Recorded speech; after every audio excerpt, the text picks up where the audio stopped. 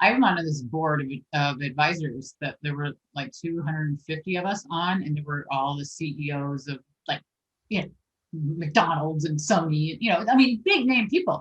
And so I offered, because I was on the same board with them, and my Cracking the Curiosity Code book came out. I said, I'd be happy to send you a copy of my book.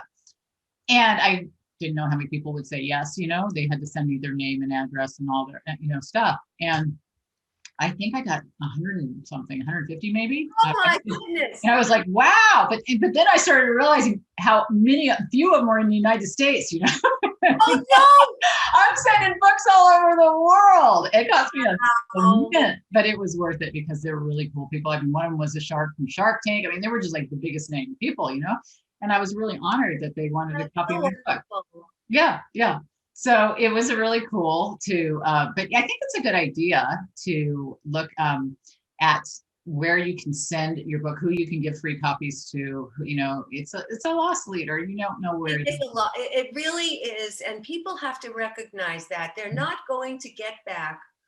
I don't think a lot of people get rich from writing books. And if you have this major investment that you've made in that, chances are you're not going to see any of that money back.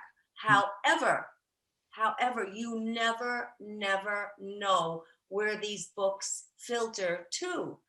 I got a message on Facebook from somebody who had Don't Bet on the Prince, which is published in lots of different languages. And she said, and this is with a publisher. So, of course, Mhm. this is a whole different story. But she said she's a social worker in South America. She just finished my book. Would it be all right? And who I would never even have known if she used it or didn't use it. Yeah. But would it be all right if she used my book for homeless people that she was working with? And I said, oh, I've used it with homeless female veterans I in know. the past. So by all means, yes, you have my blessing. And if she had been much closer, I would have sent her a box of those books, because unlike today, when you don't need thousands of books, the only way that you got books was to have them printed in bulk. And so Yeah. I I had a lot of those books around, and I would have been happy to send them off. But it is such a fortune. It's prohibitively Yeah, expensive it is. to It's send easier to send them through Amazon too. whole cartons. Yeah, yeah, it's tough. And a lot of it could lead to training opportunities. I talked about some of the free things when you were saying that. Reminded me, Roya Maboo, who was on my show, who's amazing. Was on our board at Forbes School of Business, and she works with all these young girls in Afghanistan. Had me write a training course for all the women in Afghanistan, and she worked to Oh, get them trained. And some of the stuff you do leads to stuff like that, where you reach around the world. right, And right. and it, it's just, you don't know what your book's going to lead to, and you don't know. Everybody wants to know you have an expertise in something. I start my dean position this next week, and I was Oh talking yeah, this is about, congratulations. This thank is you, congratulations to Dean of Diane Hamilton. Business Management and Economics at Grantham University. I'm very excited. 70 years. Go Talons. So I'm very excited for that. But we, talk about some of the things, and I really think a lot of the professors in different universities can, really benefit by having that show of expertise. You have a book, you show that you are an expert in your area. And I hope that everybody learns a little bit from what we talked about today, because I hope that everybody, if you have a book in you, get it out there. Well, I had my photo on the front cover of Don't Bet on the Prince, and that's what we did then, Mhm. and that's what the publisher wanted then.